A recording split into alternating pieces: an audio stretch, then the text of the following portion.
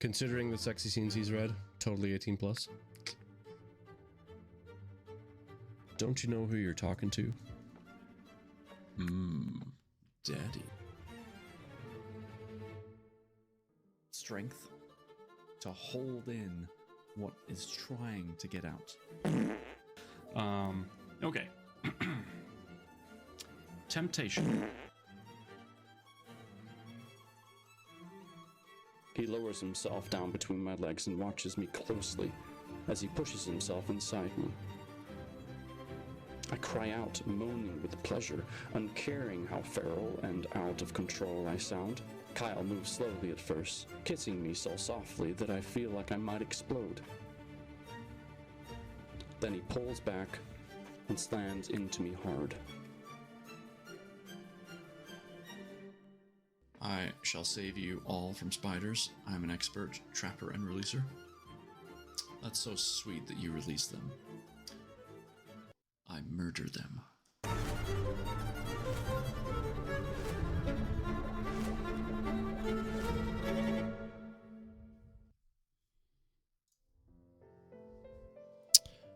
Well, hi.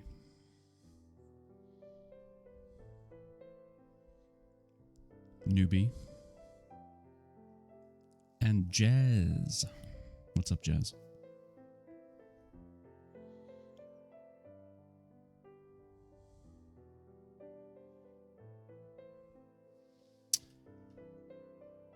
How are things? Got my, don't spill. My Ohio State reformatory mug here.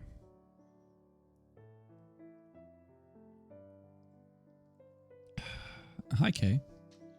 How you doing?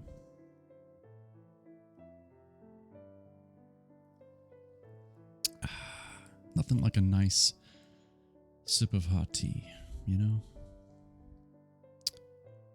It just soothes the soul.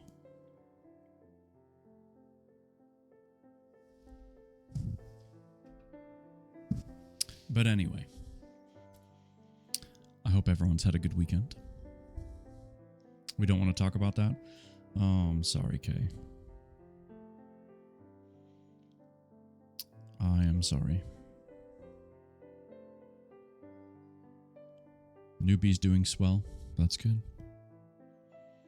Hope the swelling goes down, though. You see what I did there? Swelling. Swell. Anyway. Yeah.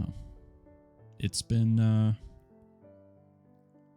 interesting week. You know, I was supposed to be gone this weekend, and then plans had to change, which is great because now here I am. Because if plans had not changed, I would not have been here. So there you go. Actually, was just looking up books to read and decided it'd be nice to listen to one while searching. Well, what do you know?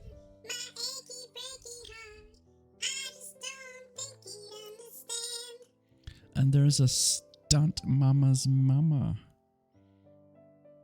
Hi there. So good to see you. Yes, searching for a book while listening to a book. I think that's a pretty fantastic combo. What else could you really need? And actually, to help you in your search, if you click on this link, you might be able to find some stories that pique your interest. So feel free to check that out. As far as updates on the ghost hunt video, I am waiting for one more set of footage from one person. So one person's set of footage.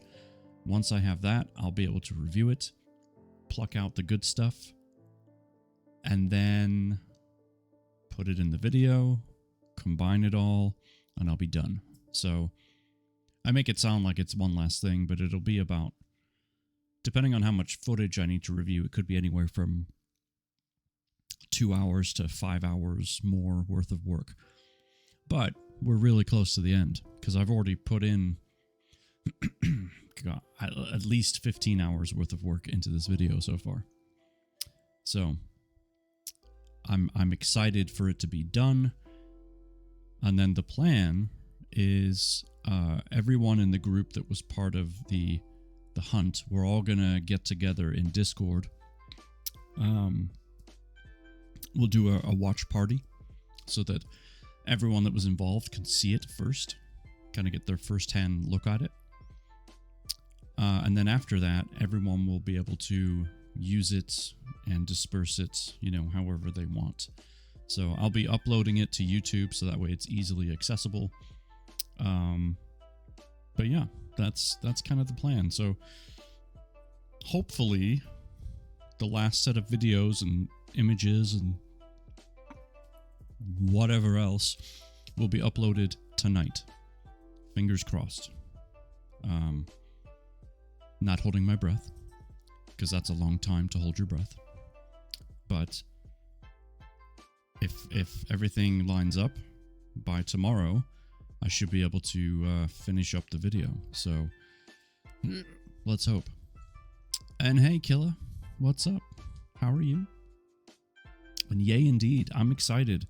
I've been pouring a lot of effort into this video. Not only have I been watching everybody else's video to pluck out the good stuff, I'm then, I had to come up with the concept of the video, right? And then from there, figure out what's going to go in what place, do the editing of the videos themselves, add the voiceover work, add the music and the effects and the sounds, all of that stuff, the transitions, the switchovers, the everything into this video. It's a massive project. If you could just see. Actually, I wonder if I can give you a sneak peek of what it looks like without actually playing it. I think I probably could. Just to give you a glimpse into the magnormity of this freaking video, this project. Okay, let me move this over here. I'm going to see if I can share it with you because it's nuts. Let's see. I want a window, I think. Yep, that's the one. I'm not going to show you anything on the screen that gives away the video, but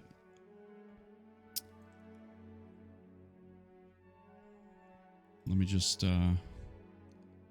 get this to fit. There we go.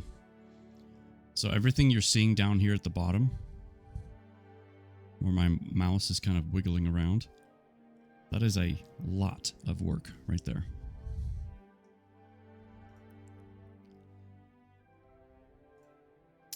Look at that.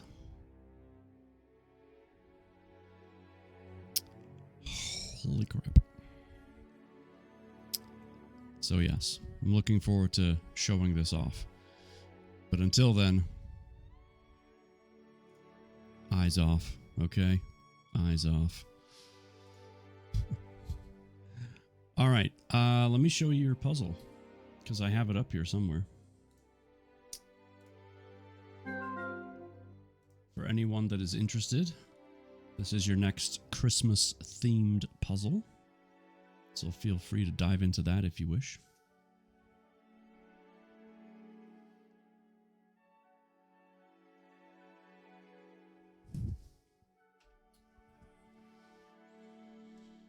Looks like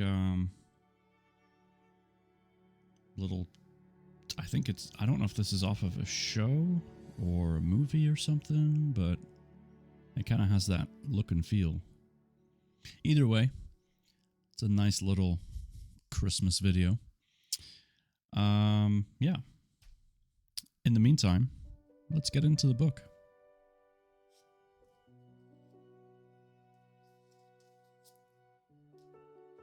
We, as I yawn, we are on chapter 9. Kind of looks like the I Spy books. Hi, Mitchell. Let's see. I spy with my little eye something that is white. Good luck. Each flake of snow, each snowflake counts. So good luck finding the one I pointed out. Okay, I cannot yawn. This is bad. Alright, so we're on page 104. And we're on chapter 9. We're about halfway into the story.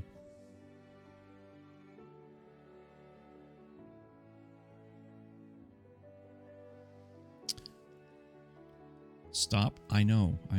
I'm sorry.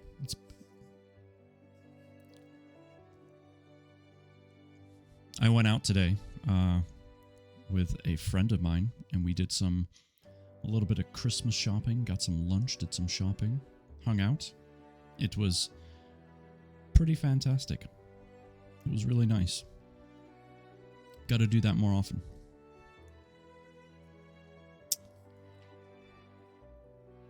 There I go again. Gosh darn it.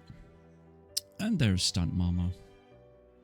Stunt Mama, you missed it. I was just showing everybody what my video editor software looks like right now with our video project.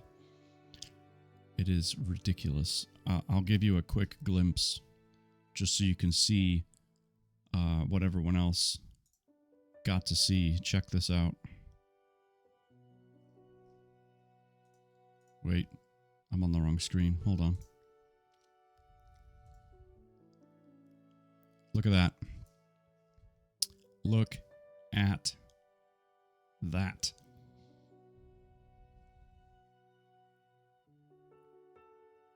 All I'm missing is Aegis/Predators footage. Once I have that and I can go through it and pick out the good stuff, I can add it into this video. And then I can, polish the final touches and we're good.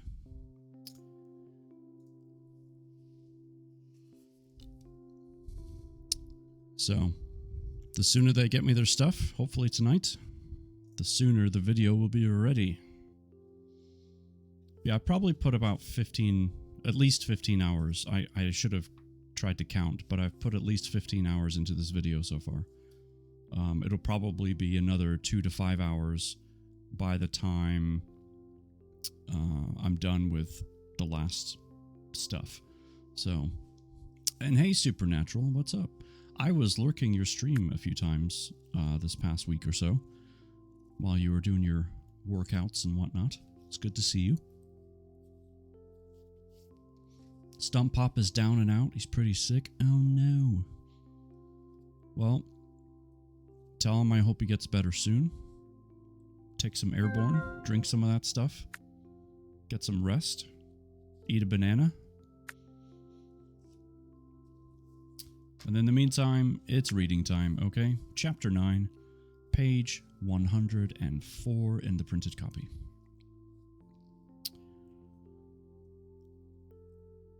Janelle awoke to the sound of Blaze munching on something.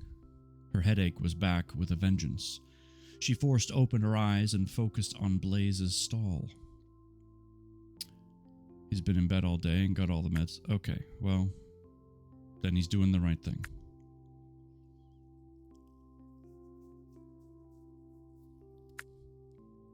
A girl, who appeared to be 10 years old, stood there feeding the horse small green apples.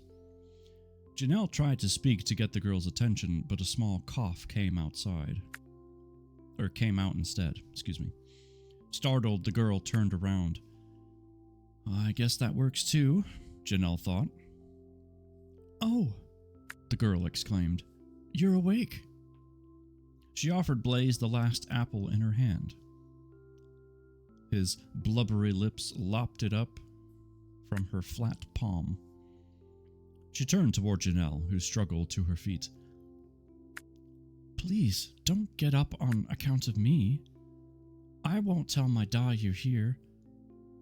Oh, you look unwell. Just a headache, Janelle replied. I'm fine. Oh, okay. The girl turned back to rub Blaze's nose. Nice horse. Where are you heading? The storm was pretty fierce last night, wasn't it? It's okay. It's not unusual for travelers to take shelter here. The old farmhouse used to belong to my grandfather. It's been in our family for generations. Now we live a bit farther up, though. I still like to come here to pick apples and such from the old orchard. That's what I was doing when I heard your horse. The apples aren't ripe yet, but the storm blew a lot of them down. I thought I'd make a pie with them. Rexter. What's up, my guy? Janelle remained silent, observing from the hood of her cape as the girl spoke. She had mentioned that the house had been in her family for generations. Surely that must be wrong. Unless this girl was a relative? Maybe Janelle had an uncle or a cousin who had moved in, only to relocate later? She looked the girl over. She had long, blonde hair that tumbled from the bonnet on her head. Her face was sprinkled with light freckles. Janelle remembered that she had freckles as a child. Most of them had faded. The girl had blue eyes like Janelle, and her nose was the shape similar? She wore a calico dress of tan, green, and burgundy with an ivory apron. Pinned to it was a small white flower, like the one Bentley had been wearing. Her feet were bare and muddy, with a bit of grass stuck to them. Hooked over one elbow was a small, covered basket. From it she withdrew another apple and fed it to Blaze. I probably shouldn't feed him too many. I'm sure you have a long way to go. Heading to Tannen? She took no notice that Janelle wasn't answering her. I've been there many times with my da when he makes supply runs. It's just me and him, you know? Out here, tending the farm. He grows wheat.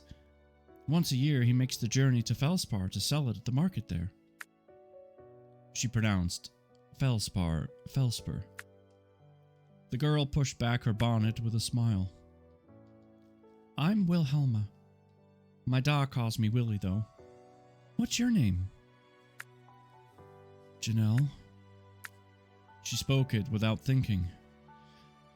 Damn, this headache. The girl's eyes widened.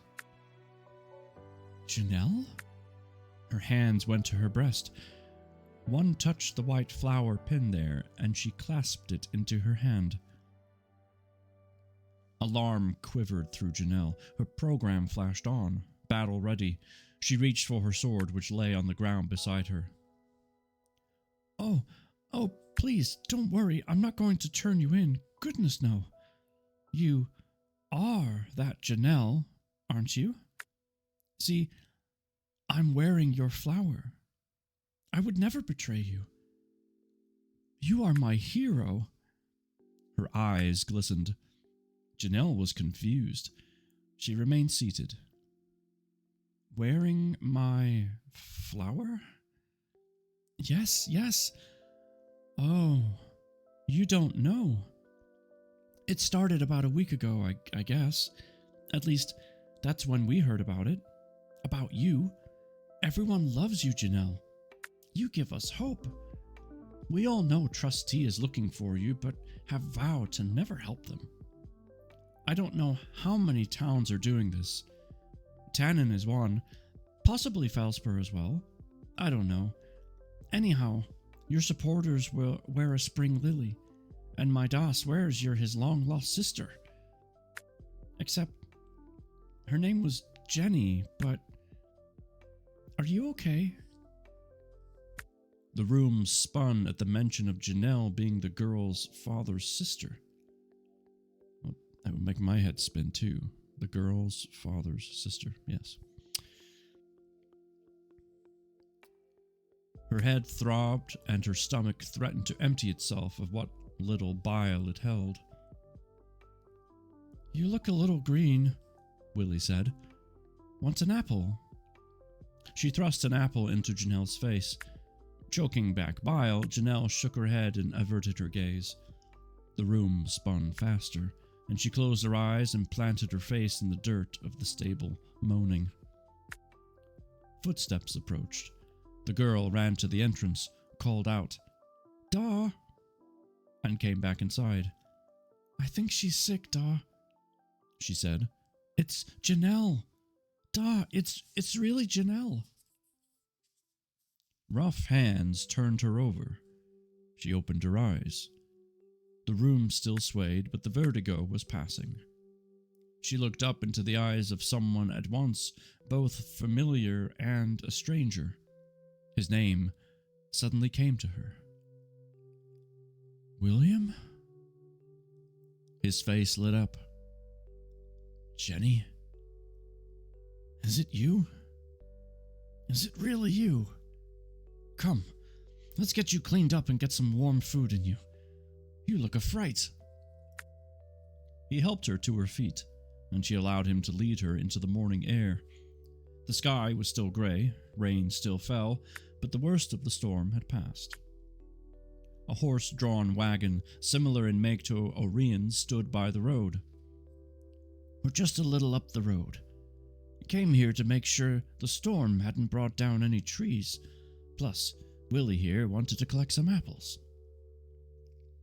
"If you stay a while, you can have some of the pie I'm going to make," the little girl said. "Willie, put the basket in the back and ride Jenny's horse to the barn, would you?" "Sure." After tossing the basket in the wagon, she skipped back inside. Janelle heard her say, "Come on, boy. Let's get you saddled up, okay?" Janelle turned to her brother. "Look, I really appreciate everything, but I have no time to waste. I have to catch up to someone." She almost said Orion, but stopped herself. The less her family knew, the better for them. "You don't look well at all, Missy," William said. "You should at least come and get something to eat." She wanted to. She really wanted to, but she couldn't let Orion get too far ahead of her. She had a mission to complete. "I'm sorry, I just can't." To hide the threatening tears, she hung her head. She felt his hand touch her shoulder. "It's all right. I understand. Being a hero of the people must be hard." She looked up at him. "I'm no hero." Just then, Willie came out leading Blaze. "I have so much to show you," she exclaimed. "We can play games and read and—" William shook his head. "Willie, no. Give Janelle the reins. She has more important things to do right now." The little girl's face fell. "I promise. I'll come visit you when I'm done. I won't forget you." Janelle tried to look upbeat, but she felt horrible. A large percentage of her wanted to stay, but she couldn't. It would put their lives in danger. If Trustee found her with them, the soldiers would kill them. She couldn't risk that. "Hey, Super. What's up, man?"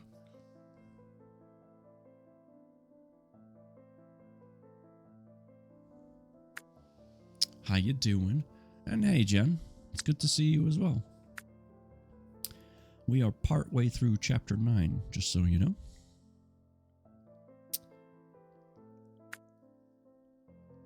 The little girl sniffed and rubbed her eyes. Or wait, hold on. I missed a bit. Just kidding. Skipped like a whole freaking paragraph. I'm tired. Busy day today. I had a bit of a busy day too, but it was a great day. Busy but good. Willie put her little arms around Janelle. But we only just met. You can't leave now. Tears tumbled from her eyes. Janelle knelt beside the girl. I have to. I'm sorry. There's something very important I must do. When I'm done, I promise I'll come back and visit. The little girl sniffed and rubbed her eyes. Promise? Absolutely. How long will it take? Not long. Now, go with your da. She looked back up at her brother, still amazed that it was him. I will be back. He nodded. Come on, Willie. He took the little girl's hand and helped her up into the wagon, where she sat sulking. He turned back to Janelle. Are you sure this is what you want to do? For your safety, yes. I wouldn't want Trustee to find out about you. I'm sorry. I understand. He stepped toward her and embraced her. Stay safe, little sister.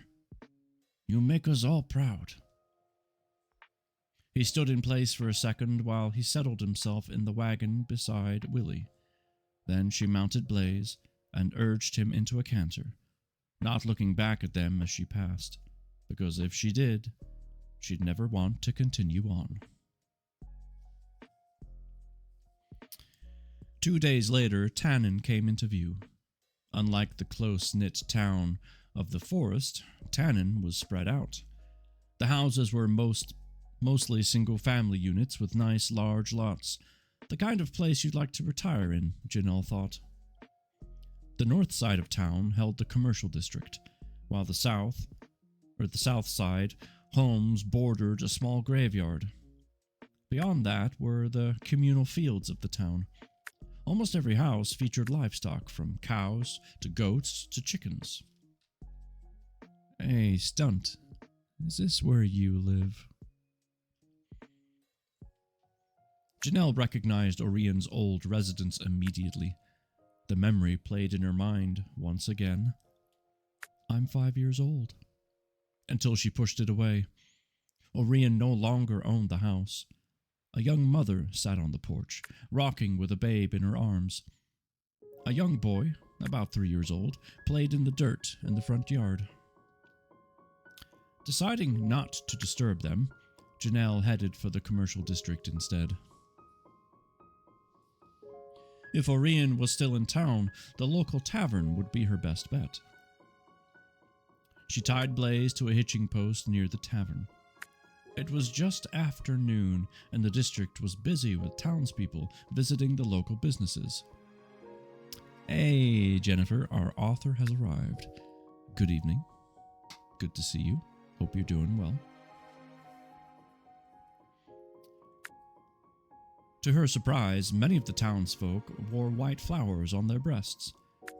It brought back memories of meeting her brother and niece. A wanted poster featuring her picture, and making her hide her face deeper into the hood of her cape, was also adorned with a handwritten description in red.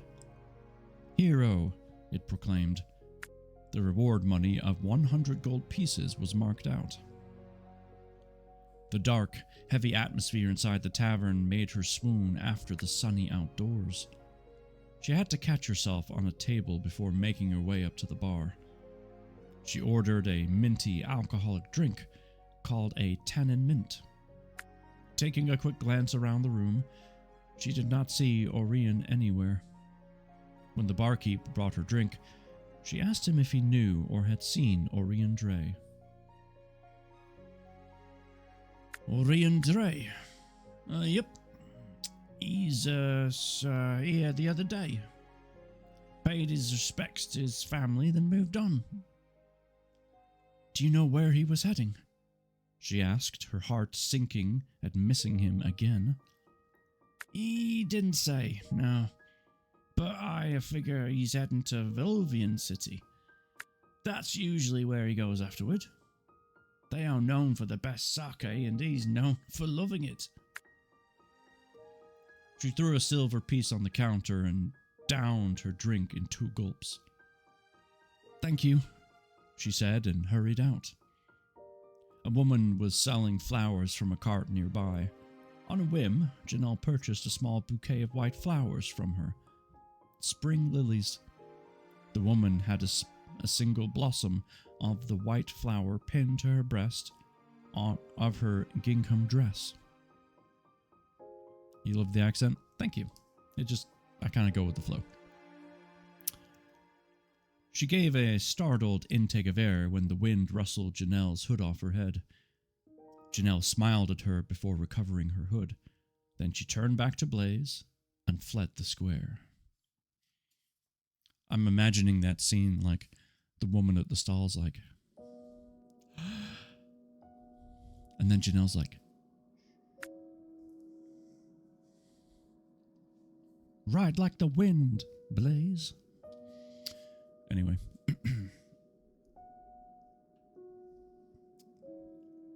Oh, stunt. I'm drinking from my reformatory mug.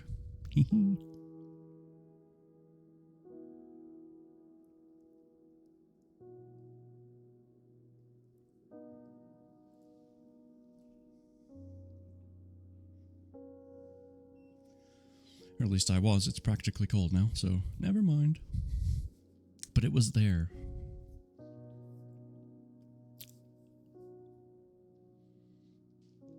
The graveyard on the opposite end of town was small and primitive. Many markers were wooden crosses with names burned into the wood. It wasn't difficult to find the graves of Linnaeus and Johann. Still fresh flowers lay at the base of the grave markers, 2 small carved stones. Janelle placed half the bouquet on each grave. Tears sprung to her eyes.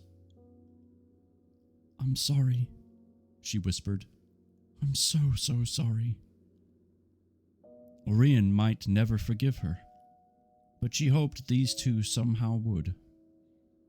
As she knelt and bowed her head, she couldn't stop the tears and the guilt. She had never felt guilty about doing anything before. But at this moment, the guilt was too strong to bear. Time to get the kiddos off to bed? No worries. Have fun. Good luck. She felt hopeless. Orion was always a step ahead of her. She'd never catch up to him. And even if she did, what if he refused to listen? What if he refused to forgive her? And what of her family? Would she fail them as well? "I've ruined everything," she whispered. A hand lay on her shoulder. "No, you haven't, child." Janelle turned around to find the flower lady standing over her. "I know who you are. And I know about you and Orion. He's upset, yes, but don't give up. You will find him, and he'll help you. He just needs time." Mama House Gaming. Hi.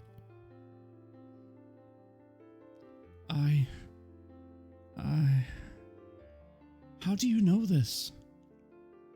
I've known him for many years. He and my husband, God rest his soul, were best friends. Rampage. What's up, dude? Good to see you as well. Cleaning up and listening. Enjoy that cleaning. As much as you possibly can. I killed his family. I mean, I was programmed to. He'll never forgive me for that. He will, child. He just needs time. He's on his way to Velovia City, though. You know. That's what the barkeep said, but I can't keep chasing after him. He's so far ahead of me. He'll be there, I promise you. If I know him, and I do, he'll stay there for a week or more. He has a buddy that's he stays with by the name of Simons. They like to come up with convoluted schemes to aggravate trustee. And you're sure he'll be there? Yes, child. Thank you. The lady hadn't given her name. Calandra.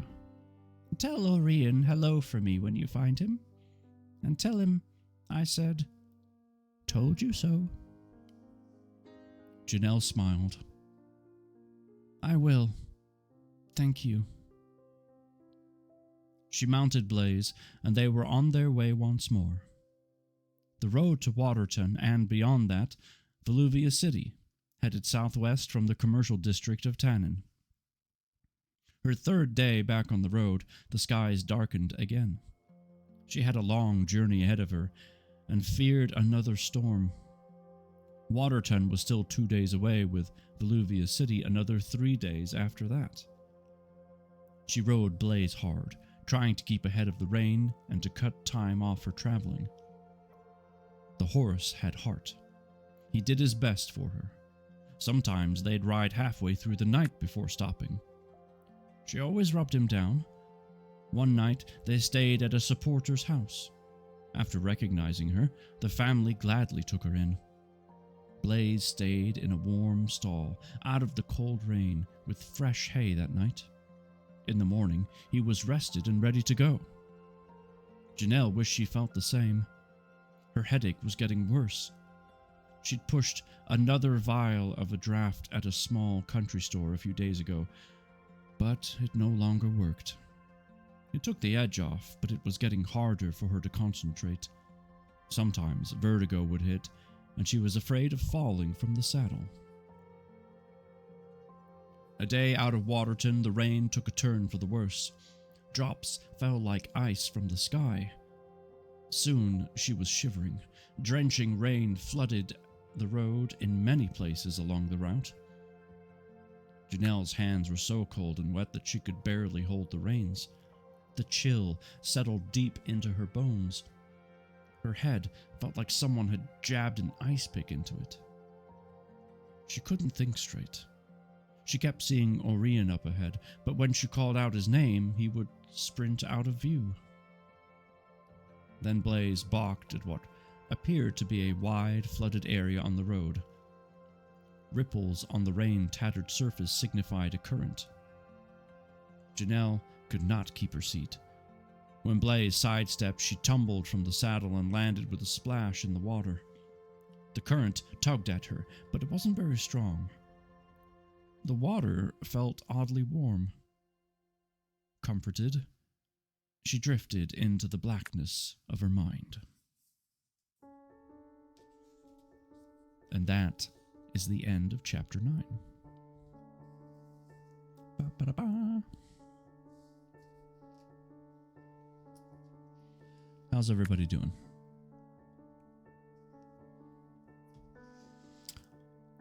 I don't know what happened last time we streamed, but the push-up counter was not working.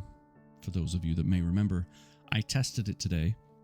It is now working again. As you can see, it has the 0 instead of just the other stuff. So, very happy that that's fixed. No idea what happened. I don't think it was on our end. I think it was on Stream Elements' side of things. They must have goofed something up. Kay's doing good, Stump Mama's mom is doing good, and Newbie is also doing good. That's great. I'm doing good too. Yeah. So this chapter didn't have a lot of action, so to speak. Taking names and kicking ass. Well, it's better than kicking names and taking ass.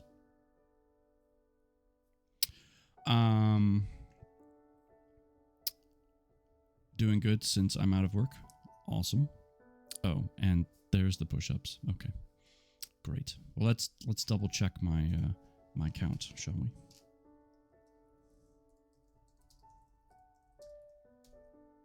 Boom, it works. But yeah, this chapter. So The suspicion that she was at her old family farm was confirmed to be true. She's reconnected with her brother. We don't have a time frame as to how long they were disconnected. Should test. I will. Oh, you mean you thought you should test it out? Good. Well, thank you for that. So she connected with her brother and her niece. No idea how long they had been disconnected. So that could be interesting. I'm wondering if that will develop into something else. And then she just keeps traveling. I thought it was a cool addition with the graveyard and being in the old town where Orion lived. And for her to take a moment out of her travels to visit the graves. Mainly out of guilt, yes, but I think, knowing now what really happened, you can just feel the remorse pouring out of her, literally oozing out of her. So, yes, a bit of guilt, but also just for the fact that she is actually truly sorry. The muscles? Okay. I think it was about 15 to 20 years. I forgot the ages. That's okay. It adds to the mystery. It just made me wonder, how long they had been estranged, because that could have added to some of the plot, Why is the chat always half off the freaking... I don't understand this thing. Let's just do that. And Manja's here. What's up, man? How you doing? Let's do I need to do some shout-outs. So I'm going to do this while I have the chance. Let's see if the bot's working. It is. Excellent. And Coach is here. Oh my gosh. Coach, what's up? We just finished a chapter, Coach, and now I'm about to do 10 push-ups, which isn't a lot, but it's better than nothing. We're just doing some shout-outs. It's great to see you. How the heck are you?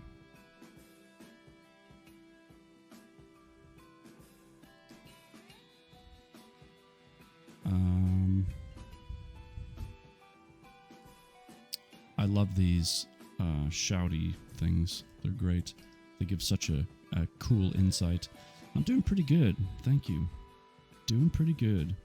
No complaints here. I'm just trying to make sure I get everybody in the shouts here, because...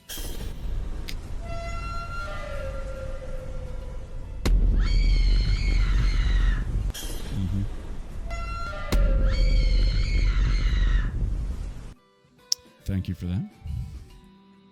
So kind.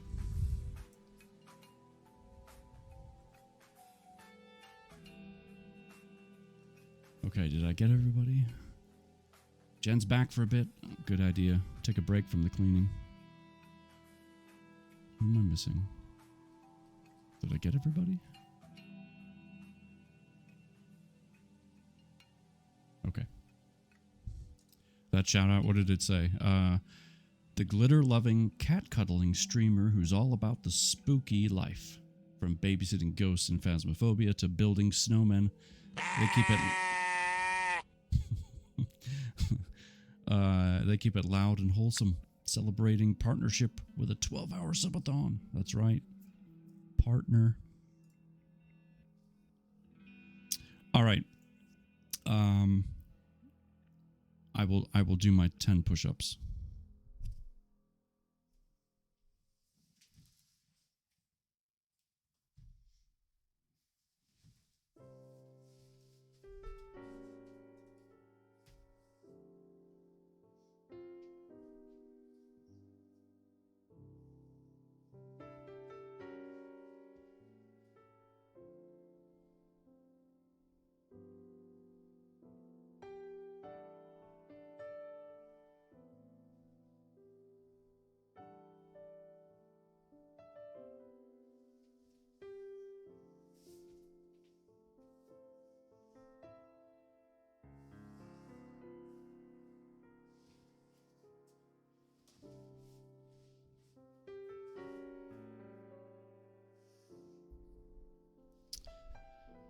Make it 20 for wearing socks on bare legs. I'm sorry, was I not supposed to? I have shorts on. More! More!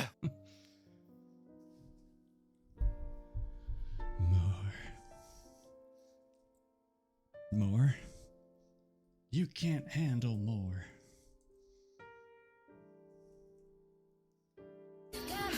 Is it hot in here?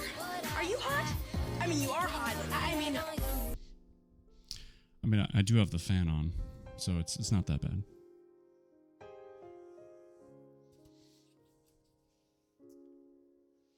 Who redeemed that? Oh, newbie.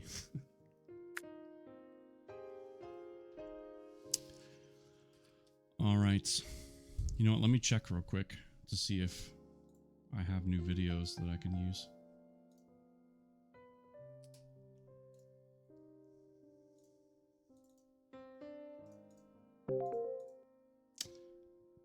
No.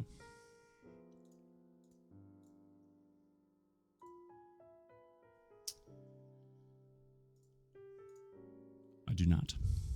But I checked, you know? That's all I can do.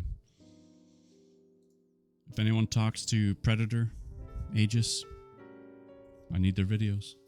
I need them. Can't finish it without them. I mean, I could, but that would be really rude and not very nice since they were part of it, you know? Anyway, moving on. No, they haven't sent anything yet. They were planning on it. They've been very busy. I'll give them that. I don't even need them to go through it and pluck stuff out at this point. I just need their raw footage so that I can go through it and then figure out what I can use. So, anywho, we're on chapter 10. We're on page 114. If you do !virus in the chat, you'll get a link to the author page. By the way, the author is here in chat with us tonight. If you want to speak to her, if you want to throw her a comment, say something nice, ask her a question, go for it. She's here. We've read one of her books before called The Game, and it was pretty epic. Well, we've read 2 books called The Game. One of hers was one of those. Figure that one out. And there she is. All right, chapter 10.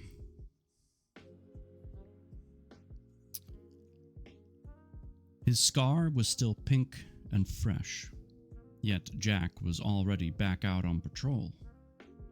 Tourette had insisted that Jack was not happy. He'd lost something during the night encounter with Janelle and the huge stranger, something more than just... Wait, what? I lost my place. And the huge stranger, something more than just his hand. He couldn't quite pinpoint what he'd lost. His confidence, maybe? But his men had picked up on it. He sensed discourse with the ranks. He knew it by the looks given and comments made when they thought he was out of earshot. As a colonel, he was in control of 4 squads of 20 men each, plus an officer. He'd sent each squad in a different direction, staying with one of them. The men were not content with having to stomp through the rain in search of one marked soldier. He wasn't happy about it either, but whatever Tourette commanded had to be obeyed. There had been reports of seeing her all over, but was she still alive? He'd skewered her with the sword, with that sword. The thought made him sick. He'd harmed the only person who had ever meant anything to him. Marked or not, he still loved her. Aw, isn't that dumb? Stabbing the person, jeepers. His squad was currently headed toward Waterton from Voluvia City. With a prisoner in the cage, he was ready to strike for home. For this, the men could rejoice. But the rains were horrendous, and the rutted roads were sloppy and often underwater. Forcing the cage and the officer's wagon through the muck was a task no one relished. Even the draft horse teams were getting frustrated. During the march, Jack weaved his bay mare through the marching infantry, making sure everyone was behaving. Then, everyone stopped. His mood got fouler. "Hey, hey!" came a cry from the front. "There's someone in the water!" He pushed his horse to the front of the line. "Move him out of the way. We don't have time to bother with peasants." Two of his men splashed through the muddy, foaming water and lifted the person from the mud. A horse stood nearby. Instead of tossing the person aside, one of the men looked in Jack's direction. "Sir, I think you should see this." Jack dismounted with a huff. What was it now? He splashed through the water, cursing to himself as it soaked his pants and pooled in his boots. Approaching the two soldiers, he said, "This had better be good."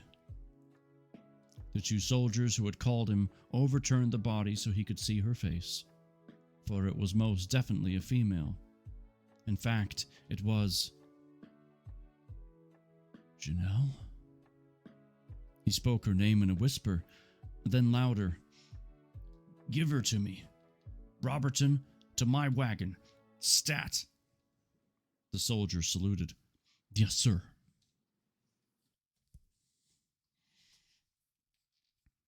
I'm imagining, just in case it's not clear, that most of these soldiers are less educated. Maybe I'm wrong, but it's just the idea in my head. Just the vibe.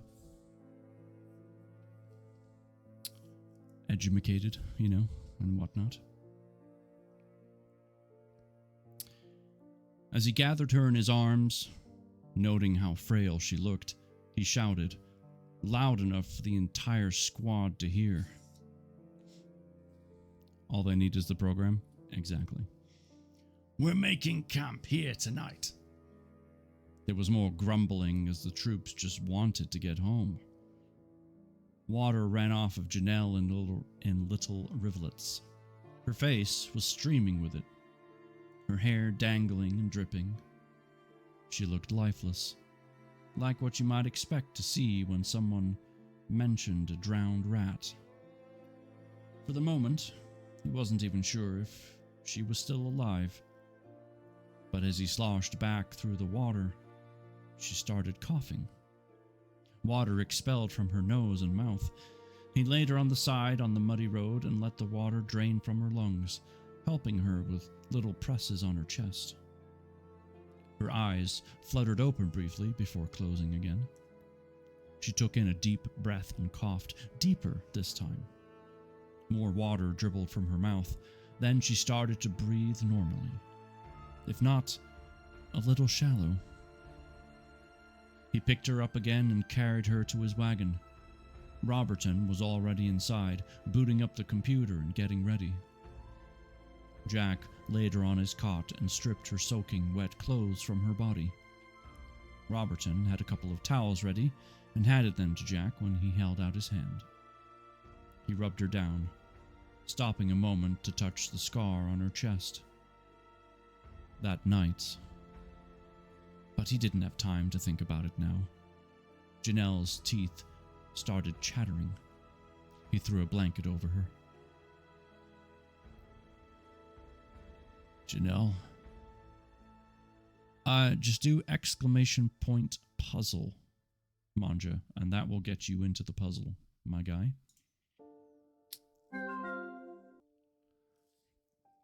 Which I just realized was not connected. My apologies.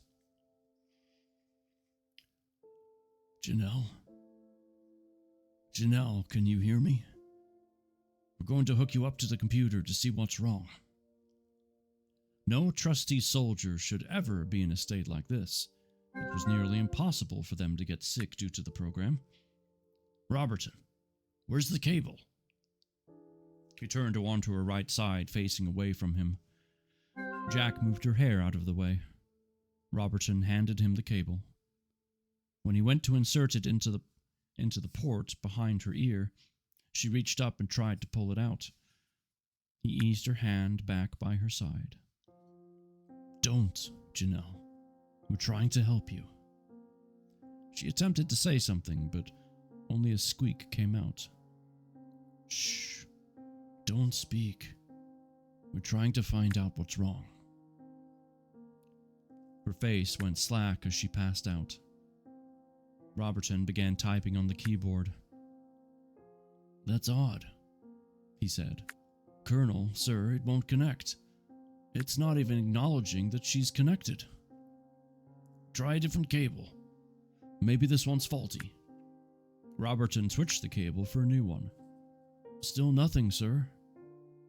A few taps on the keyboard. "It's like her program doesn't even exist." "That's impossible. It was working a couple of weeks ago. I know it was. I witnessed it myself." "But sir, she appears to be ill. The program wouldn't allow this to happen. Something's wrong. I think we should have Nurse Robert take a look at her."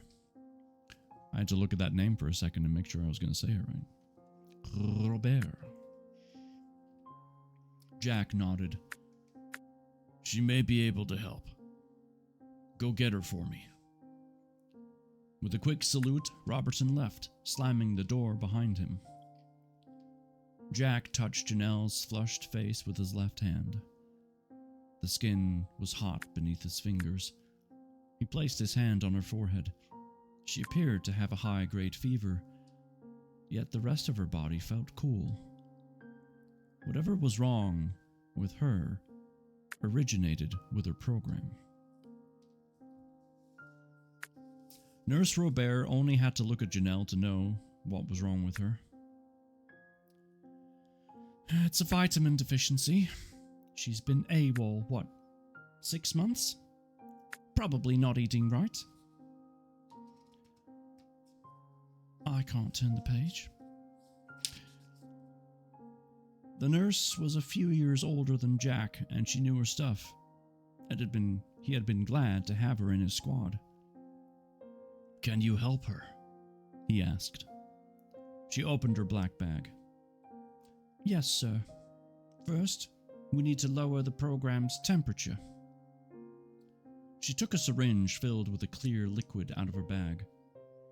"A special coolant. It'll help lower the temp. Turn her on her side, please." It's probably blinker fluid. That's what does it for me. Jack turned Janelle onto her right side once again. The nurse emptied the syringe into her port. "See, the problem is that the program needs certain vitamins and minerals to work correctly. That's why we eat a diet high in fruits and vegetables. Imbalances or deficiencies can cause the program to malfunction, or overheat, or both. She's probably got a wicked headache too. Anyway, once the coolant starts working and her fever goes down, we'll need to inject one of these." She pulled out a handful of syringes. "Into her port every hour for the next 6 hours. It should clear up the problem." "Huh. I've never heard of that," Jack said. He took a syringe and studied it. It was filled with an amber-colored liquid. "It's quite rare," Nurse Robert said. "I've only seen it once before myself, but it's easily identified and remedied so long as you catch it in time. Just a reminder to always eat your vegetables." Her solemn face broke into a quiet, nervous laugh. "Anyway, after the 3rd or 4th dose, she should start to wake up. Do you want me to stay to administer them to her?" "I can handle it." "Good. I'll show you how to do it. It's not hard, but it can be tricky. The needle's longer than our probes. As soon as her fever is gone, I'll show you." So, would this have anything to do with the computer not recognizing her program? It didn't even acknowledge a connection. The nurse shook her head. No, because you can diagnose the problem that way. Robertson mentioned it to me. It's the Enlightenment that causes it. We don't know how yet. Tourette's been having us do studies where we can get a test subject, but we haven't been able to find out anything. So far, all the subjects have died before we made any progress. She paused a moment, then reached into her bag. She withdrew another syringe. This one was smaller. Listen, Jack. The horrors Tourette performs on the Enlightened are unspeakable. I would never wish it on anyone. She took his hand and folded it over the syringe. If you think this is where Janelle will end up, and she will, then do her a favor. Don't let him get her. What is this? Potassium chloride. It'll stop her heart. Horrified, Jack tried to give it back to her. No way. I could never. Trust me. You don't want him getting his hands on her. The man's not right. He'll end up killing her. And it won't be pretty. Take it back. I don't want it. She sighed and took the syringe. If you change your mind, I won't. Now, show me how the vitamin shots work. You know, kudos to the nurse, alright? She was trying to do the humane thing. Some people just don't get it. Nurse Robert left after administering the first shot. It looked easy enough, and Jack wasn't worried about doing it himself. He sat by the cot holding Janelle's hand and tried to keep his mind off what the nurse had told him about Tourette, but he kept thinking about it. He had to turn her in. His men would kill him if he let her go. But did he really want her to be tortured and killed by his illustrious leader? Could he turn her in with a clear conscience, knowing what would happen to her? More importantly, could he do this to the girl he'd loved all of his life? He couldn't just let her go. His program wouldn't allow it. But a simple injection? No, he just couldn't. Jack remembered the day she'd chosen to be a soldier over a nun. They were 12 years old, and she'd been thinking about it for a long time. Sister Belle had fully expected her to become a nun because of her quiet nature, and initially tried to change Janelle's mind. But there was no changing her mind. Her need to be with Jack was overriding her reason, the sister told her. No, it's not, Janelle insisted, though Jack was sure the sister was correct. Janelle hated being away from him. She stressed so easily when they weren't together. Janelle, you're not even qualified to take the soldier's test. All of your studies have been geared toward becoming a nun. I've been studying from Jack's books, she said, which made Jack flush with guilt. I can pass the test. And the physical part. We've been practicing, haven't we, Jack? He hung his head and nodded.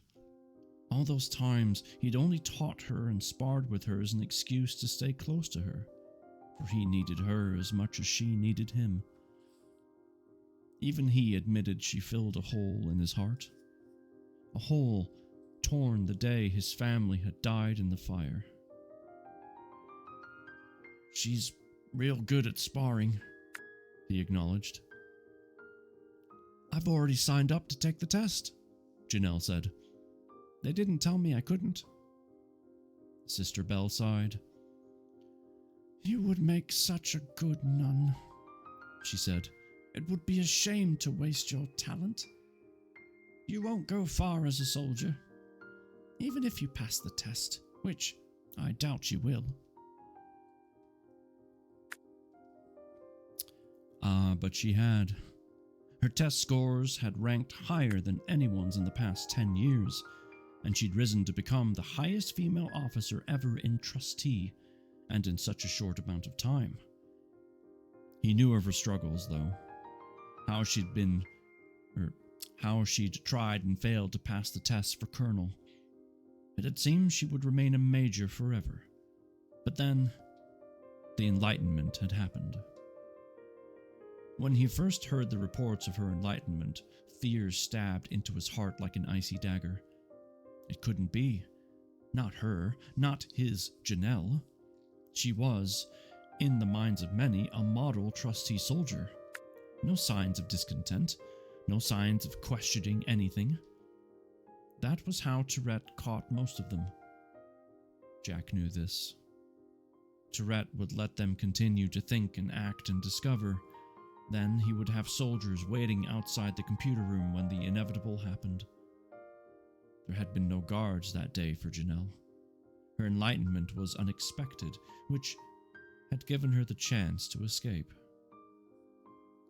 Looking at her now, asleep on the cot, he was glad she had escaped. But he hated that he'd have to turn her in, if he could even do it. Janelle sighed in her sleep. She looked so pale and helpless. Dark circle bruised her eyes.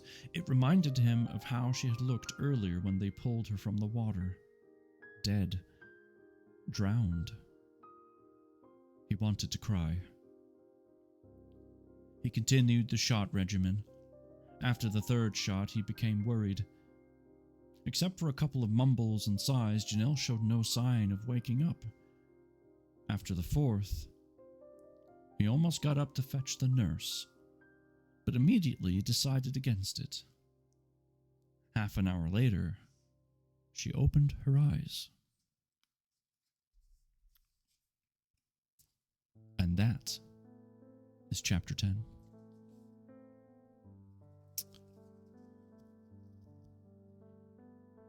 Oh boy.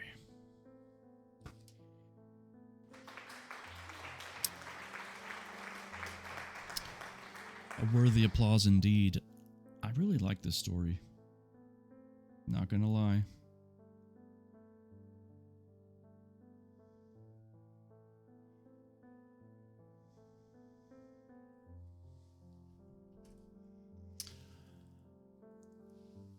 I'm quite curious what he's gonna do.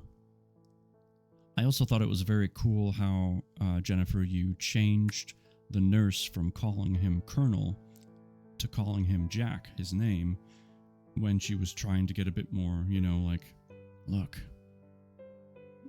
if you need to put her out, you should, a bit more personable. That was a good call. Good switch up there. I noticed it. I liked it.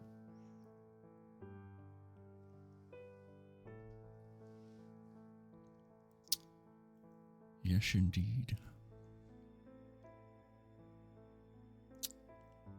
So we don't know what Jack's gonna do. Sorry, Colonel. We don't know what the Colonel's gonna do, but regardless of what it ends up being, I have a feeling the action is not over yet. Oh boy. So without further ado, let us not delay. Lots to come. Oh, I have no doubt. And if the ending to this book is anything like the game, it'll be awesome. Alright, chapter 11 is on page 123. I'm garbage at puzzles. Don't worry about it, dude. The unlike a regular puzzle, like in real life with real pieces, the pieces here are the same for every puzzle. It's always the same 6 or 7 types of puzzle pieces because it's a computer program. They had to come up with something. So you'll start to recognize how they come together based off of the shape of either the little nubby part that sticks out or the innie of where the nubby part has to go. So you'll see a pattern eventually. But just enjoy it. Puzzles aren't meant to be rushed. They're there to do as you're, as you want. And you're not alone. You're not alone in the puzzle. All right. As I said, chapter 11 is on page 123. Here we go. Janelle rose from the darkness. The first thing she noticed was that her headache was mostly gone. It still thrummed at the back of her eyes, but it was 1,000 times better than she remembered. She opened her eyes. A little gasp escaped her. "Am I dead?" she asked, for that was the only way she could explain the visage before her. Jack smiled.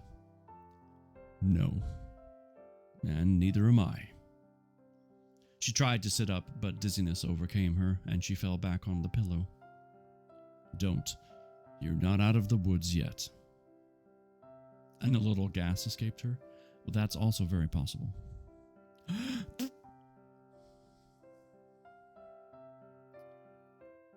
"Jack, you're alive." His face erupted into a huge smile. "Yep, and so are you. You had me worried for a while there." She looked around and knew where she was. An officer's wagon. Panic eased itself into her heart. I can't stay here. Jack, I have to go." She struggled to get up, but he held her down on the bed. "You're not going anywhere, babe. Sorry. You're not well. We found you half drowned by the road. Your program malfunctioned from a vitamin deficiency. You're nowhere near being able to get up yet. Besides, you couldn't leave even if you wanted to." He threw back the covers to reveal her left leg chained to the cot. The panic spread. "You chained me? You're not going to turn me in, are you? You wouldn't." He turned away. "I'm sorry. I have no choice." She beat at him with her fists. He grabbed her arms. Another wave of dizziness rolled over her, and she collapsed to the sheets. "See, you're not well. I still have 2 more doses of vitamins to administer to you. The nurse will return in a couple of hours to check your vitals, but at this point, you just need to rest." She stared up at him. His face was hard and hollow. He had lost weight since the last time she'd seen him. Her eyes followed his arms down to his right hand. It was covered in a black leather glove. "Your hand," she whispered, remembering that night. He held it up and wiggled his fingers. "Bionic. The doc said if they had recovered my hand, he could have sewn it back on, but that bastard threw it in the river. This here is almost as good." He sat beside her on the bed and removed the glove. The bionic hand was covered in a rubbery, translucent material resembling skin. "Silicone. Silicone. It's attached to my nerves. I could almost feel with it, just like I could with my real one. Amazing, huh?" She touched a finger to the fake skin. It felt spongy. Jack grabbed her hand with it and brought it to his lips. He laid a gentle kiss on her fingers, making her heart twist. She pulled her hand back, her cheeks heating. "Are you hungry? I can get you something." "A little, yeah. Chef's not cooking now, but I have some MREs." "That's fine," she said. Now that she was a little more awake, she knew that playing the good little prisoner would be best until she figured out how to get out of this mess. Plus, she was hungry and needed to build up her strength. Jack got up and rummaged in a chest at the foot of the bed. While he did so, her eyes roamed the room and fell on her sword. It hung by the door on a coat rack, far out of her reach. Locking cabinets lined the rest of the wall. Near the bed was a small desk. Like everything in the wagon, it was bolted to the floor. A small portable computer lay on its top with a handful of scattered syringes. 4 were empty. 2 were not. "Those are your vitamin shots," he said, noticing her gaze. He handed her an MRE and helped her sit up slowly to keep the dizziness at bay. "I have to give you one in about 20 minutes, then the last one an hour after that. Inject them right into your port." Her hand moved to her left ear. "They'll make me better?" Jack nodded and handed her a plastic fork. "Eat up." She managed a small smile. "Gee, thanks." The MRE consisted of chicken, in gravy with mashed potatoes, some kind of green mushy vegetable, and peach cubes in syrup. Despite the unappetizing look, she wolfed it down and finished wanting more. When she looked up from the empty tray, she saw he was staring at her, a light smile playing on his lips. "What?" she asked, her face flushing. "You're beautiful." She looked at her head. Really? She shook her head and laughed. "I highly doubt that. I need a shower for one thing." "You can use mine after the nurse sees you. But you're still beautiful."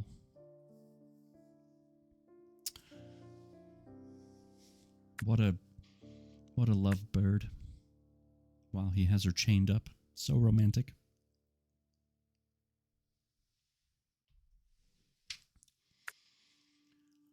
A couple of hours later, Nurse Robert returned and declared Janelle cured. She definitely felt better. Well enough to challenge Jack and attempt to escape, though she didn't try this. She wanted to be certain of her success. A day or two of playing along would give her time to plan, or so she hoped. He's doing what he can? I know. But which head is he thinking with? I don't know. After the nurse left, Jack unchained her and led her to a small, windowless bathroom. "Oh God. Oh yes. I'm sorry, Mama, we did not give you a shout-out. And by we, I mean me. So I'm going to remedy that right now." There we go.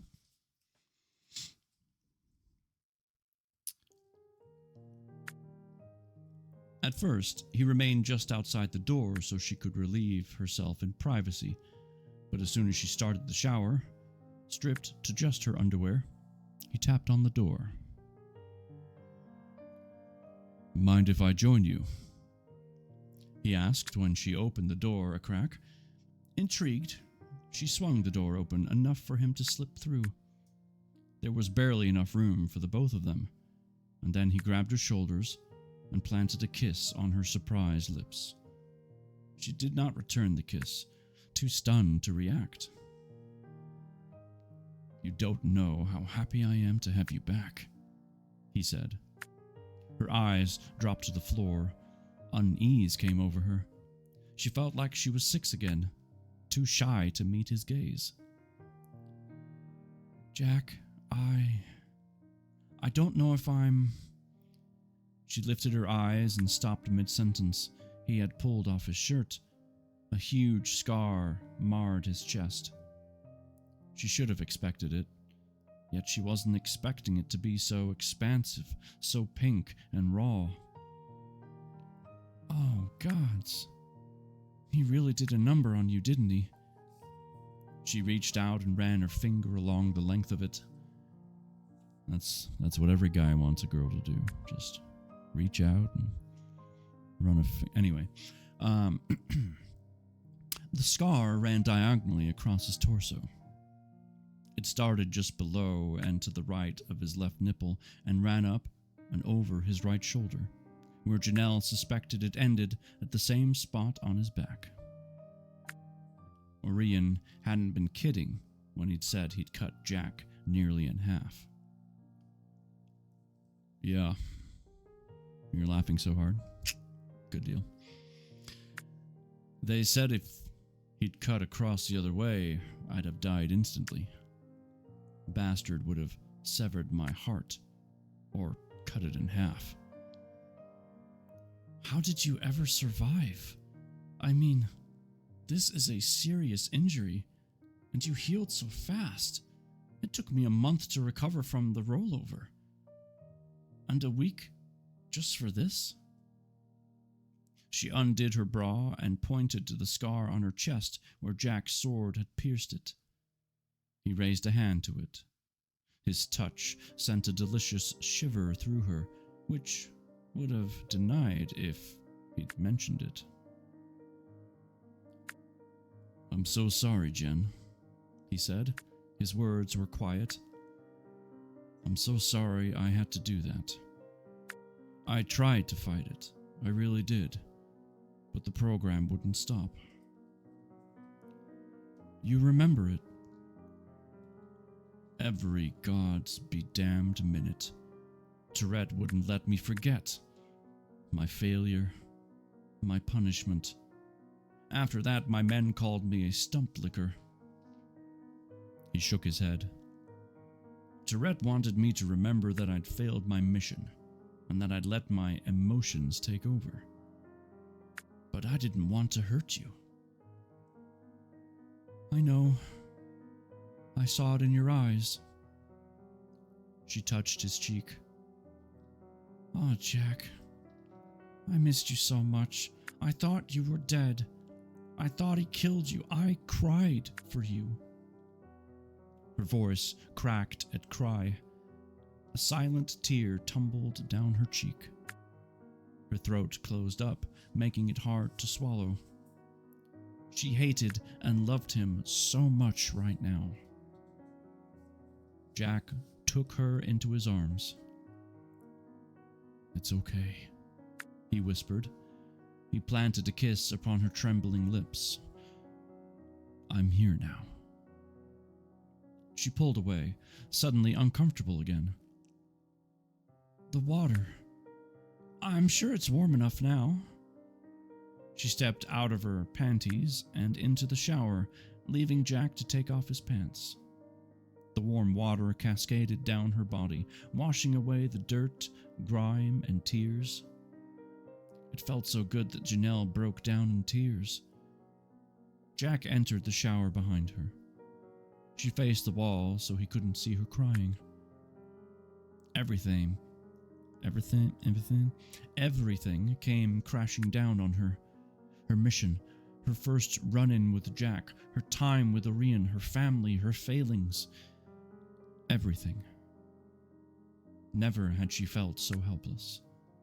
And now she'd allowed herself to be captured. Whatever was she going to do? How was she going to fix this? How was she going to find Orion and continue on her way? Jack's strong arms encircled her from behind. his lips pressed to her earlobe. "Shh," he whispered.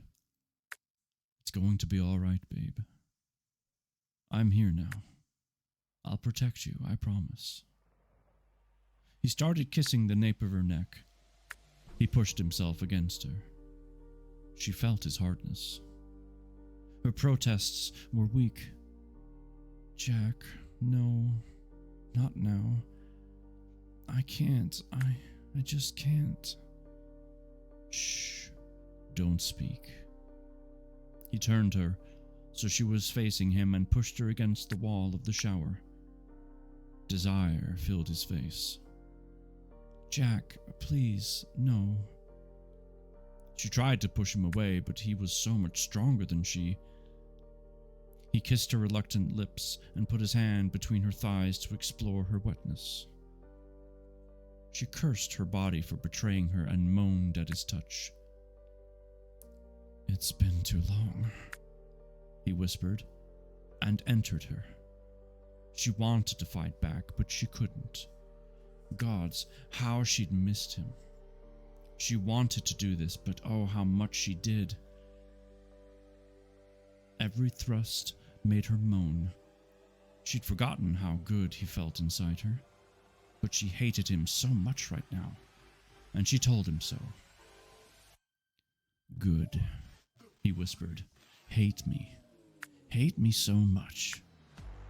He touched her down there the way she'd liked it, and more wetness burst forth.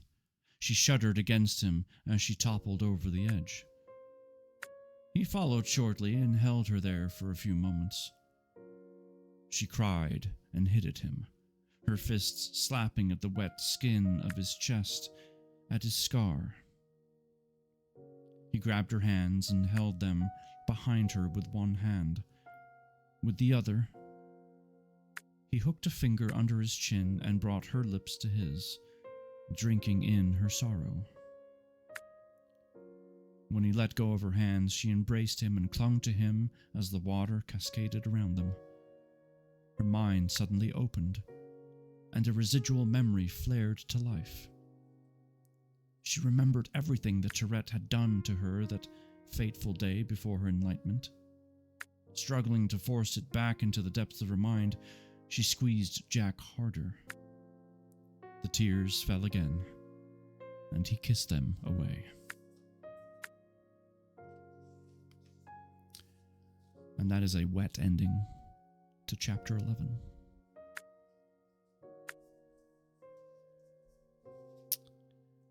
I told you he was thinking with the other head.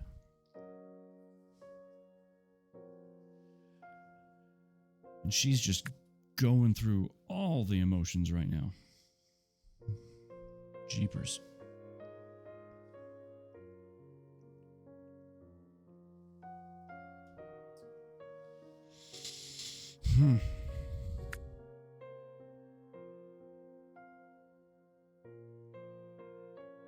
Most definitely. Oh, yeah. Yeah, basically.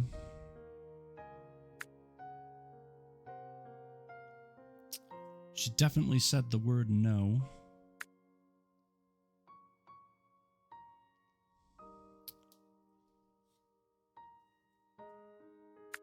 She didn't knee him in the balls either, though. You know what I mean? There's definitely some confusion in her mind right there, and absolutely understandable. In her mind, she wants it, but at the same time, she doesn't. They've loved each other for a long time, but now she's a prisoner, which obviously changes everything. And Jackie boy, is over here, taking advantage of the situation for his own gain, obviously. But at the same time, I think because of what he's doing and how he's thinking and acting, that obviously we don't know the rest of the story yet, but I think this will end up being to her advantage in the long run, instead of her being taken to Tourette. Or maybe she does get taken to Tourette, but he'll like help her in some way. I don't know. Maybe it's, Jennifer, your way of saying that the program is strong, but it's not stronger than true love. Maybe that's the underlying message here. I don't know. I'm kind of getting ahead of myself in the story. But when you read this, you kind of have to think to yourself, what is the end game here? Where is this all going to go? What does it lead to? And we just don't know yet. But theories, right? We have theories. And I looked, and behold, a pale horse, and the rider's name was Death. And the rider's name was Death. Hi, Gemma. I enjoyed lurking in your stream for a little bit before. Sorry I couldn't stay forever. That's too cute. Thanks. I saw that on Instagram and I was like, perfect. Stealing it. How are you, Gemma? Let's give you a shout out. Let's see what Shouty has to say about you. Gemma is part of the squad, and I'm quite curious what it's going to say, because I never really know. It's all AI stuff. It's taking its sweet time. There we go. The girl gamer and VTuber extraordinaire creates a cozy LGBTQ plus safe zone on Twitch. From spooky sessions with Demon Fairy to ghost hunting escapades. They keep it chill. Thank you for that. They keep it chill and thrilling. Recently, they've been Grinching. That's right, you were playing the Grinch. Spreading laughs and cheer.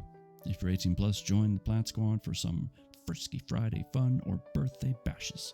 Remember, kindness reigns supreme here. Nice. Thank you, Chaotic Soul, for the scream. And Zarias has redeemed push-ups. Your husband? Well, I appreciate it. Let me add the push-ups here. We just did 10 earlier, so excellent timing. All right. I will do my 10 push-ups, and then we'll get back to the chapter.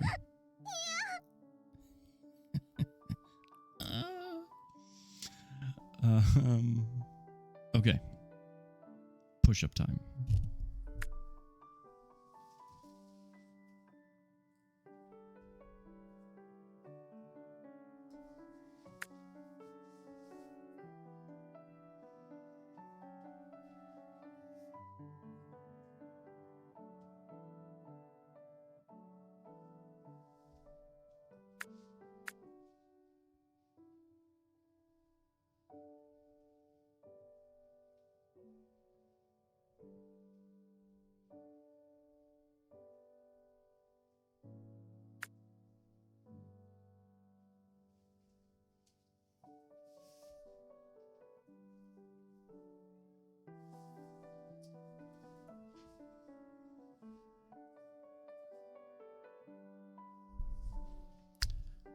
Thank you.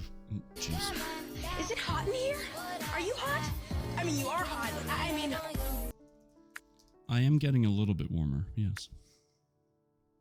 But doing push-ups will do that to you. Cheers.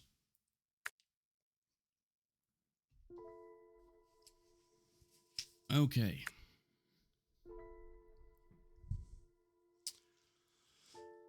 Chapter 12, page 130.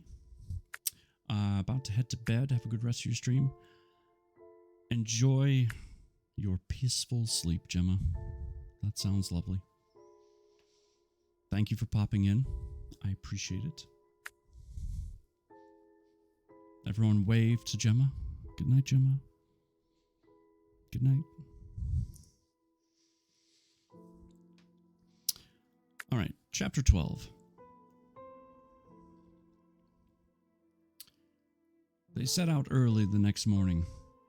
Jack had shared her cot the night before, and she had welcomed him. Reluctantly, she told herself, but she couldn't deny the fact that she felt safe with his arms encircling her. It was almost like old times, except that her leg was chained to the bed. A little too kinky for her liking, she thought, and chuckled. Part of her wished the Enlightenment had never come to her. She was no hero. She was just a girl who wanted to be with her guy. In the morning, she had clung to him before he left to direct his troops. While the caravan moved, she stayed in Jack's wagon, shackled to the bed. "My own sex slave," he joked. She wore a uniform he'd procured from a female soldier in his ranks. "Not very sexy for a sex slave," she told him. Sometime later, the wagon stopped moving. Not long after, Jack came in with 2 steaming hot bowls of stew and fresh, warm rolls. "Doing okay?" he asked, handing her a bowl with a roll floating on top. "Okay, I'm sorry. You put the roll just in there? Instead of... It's gonna get all soggy. You use the roll to clean up the excess later, but you don't let it become part of the stew. Come on."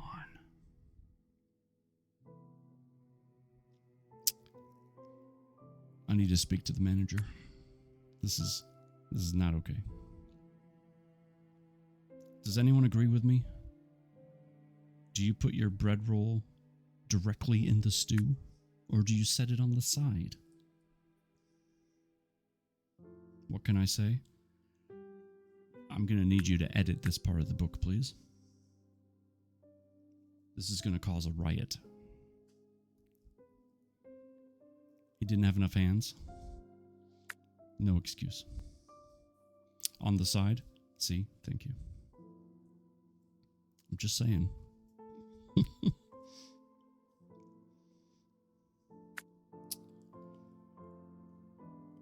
"Yes, thank you." She took the bowl from him. It smelled wonderful. She devoured the roll first, because it was going to get soggy if she didn't. He gulped down his meal.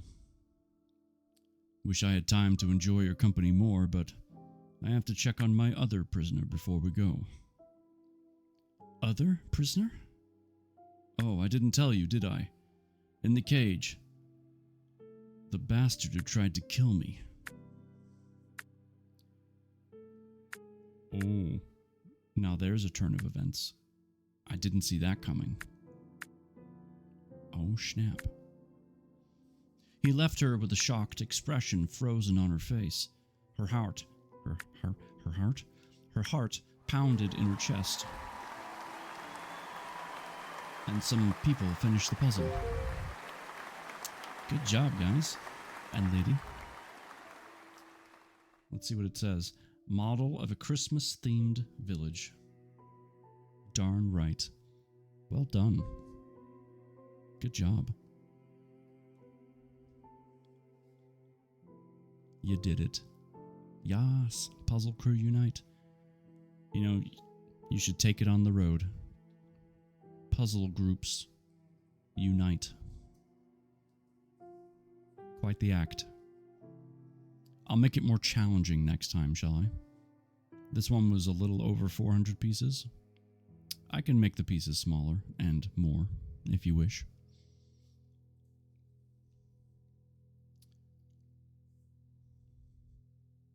That was challenging?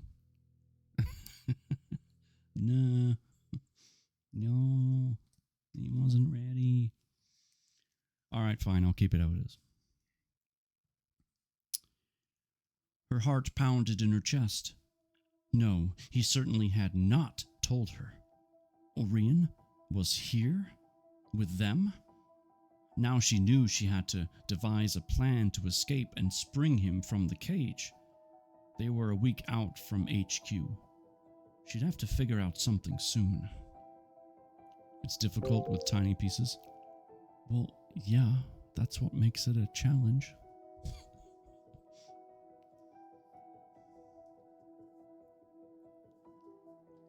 First, she needed to get Jack's keys.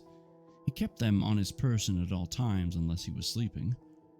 She'd noticed last night that he'd hung them on the wall by the door.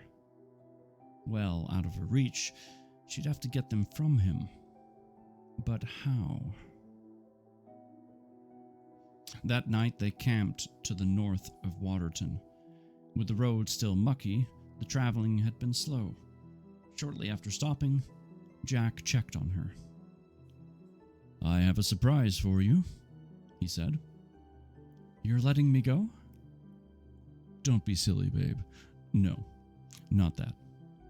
Chef Mason, you remember him, right? He sent a couple of boys in town to pick up some fresh meat. How do steaks sound for dinner? I asked him to make them special just for you and me." "Oh, that sounds wonderful," Janelle said.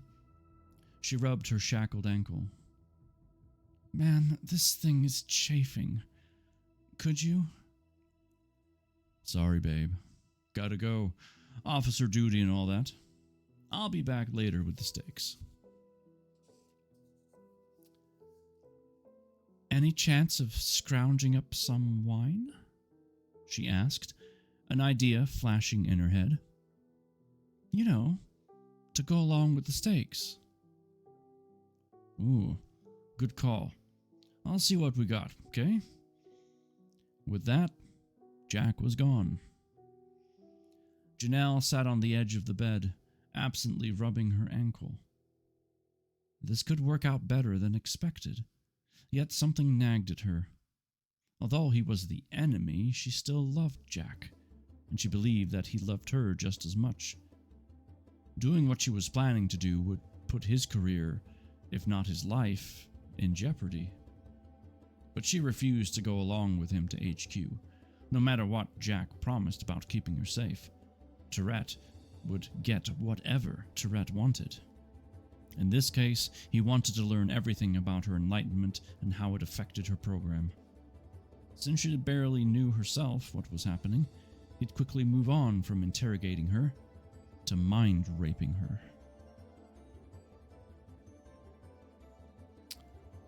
No worries, Kay. I understand. Don't worry about it. I'll let you know when the next one's starting.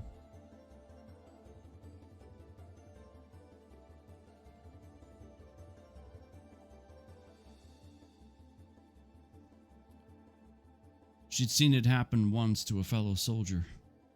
Once was enough. No, don't be sorry. It's totally okay. I completely understand. There's nothing you have to worry about. Take care of yourself. That's what's important.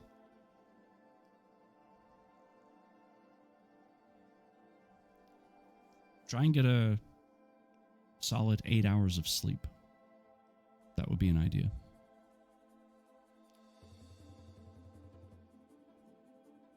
Tourette had ordered the poor man connected to the main computer through his port. They strapped him to a bed, arms and legs spread with a band around his belly, so he couldn't pull the port or thrash around. Not only was he connected through his port, but they also monitored his heart rate, breathing, and brain impulses through other connections.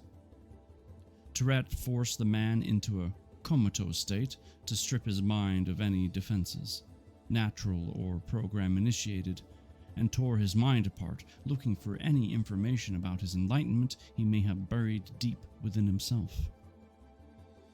An hour into it, the soldier died when his heart rate dropped to a standstill because of a miscalculation during the monitoring of his vitals. Janelle had been on hand as Tourette's personal guard for the day. Strapped as he was to the bed, the dying man only trembled in his death throes. Tourette was furious that the man had died before he could extract the information he needed. He ordered the nurse in charge of his vitals to be executed the next day. I can't let them take me there, she thought. I'd rather die than be subjected to that kind of treatment. She tugged on the chain that bound her to the bed, but it was too strong, even with her program activated to enhance her strength. Frustrated, she fell back on the bed and stared at the ceiling. She hoped her plan would work. Tonight. It had to be tonight. She hoped Orion would forgive her for her past actions if she rescued him. He had to. She refused to see it any other way. Jack returned a couple of hours later with 2 huge juicy steaks, loaded potatoes, probably baked on hot coals, and more of Mason's famous dinner rolls. A young soldier, barely out of training by the looks of him, brought up the rear with a bottle of wine and 2 glasses.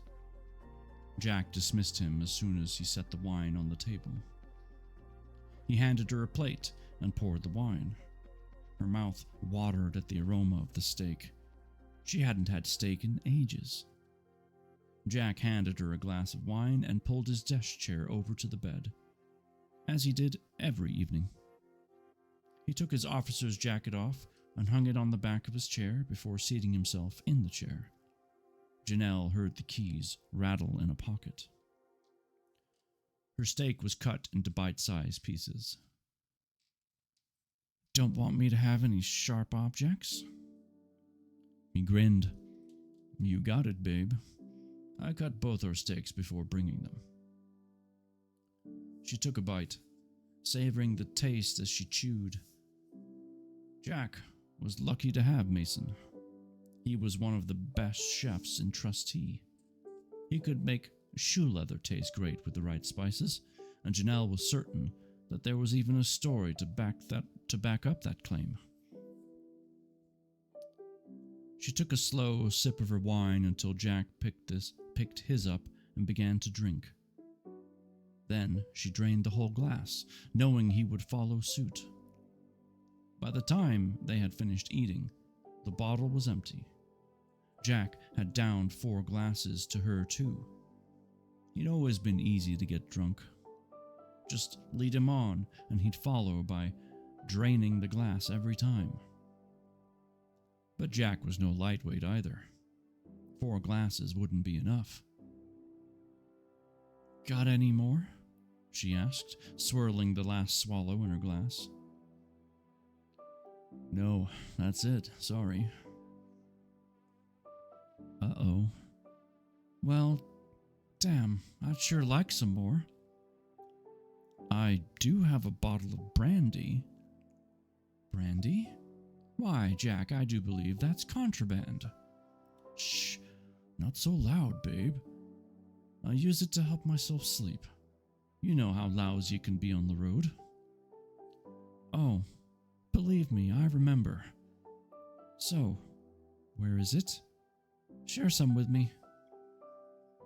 He got up and went to a closed cabinet on the far wall by the bathroom entrance. While his back was to her, Janelle fished through one pocket, then the other of his jacket. Both were empty. Damn it, the keys must be in an inside pocket, but she had no time to search as he turned around with a clear glass bottle of an amber liquid in his hand. Looking for these? He asked and took the keys out of his pants pocket. I know what you're up to, babe. Still want that drink? He put the keys back in his pocket. The right one, she noted. She gave him the most innocent smile. Yes, she replied. As he poured a glass for her and a glass for himself, she frowned. Now what was she supposed to do? He drained his glass while she sipped from hers. From his chair, he studied her. She felt his eyes crawl over her. When she looked at him, he sat with his chin resting on his hand. A slight, thoughtful smile on his face. Nervous, she set her glass on the floor.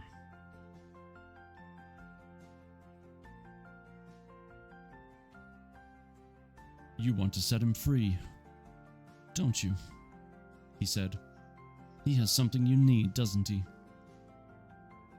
Shit. He knew.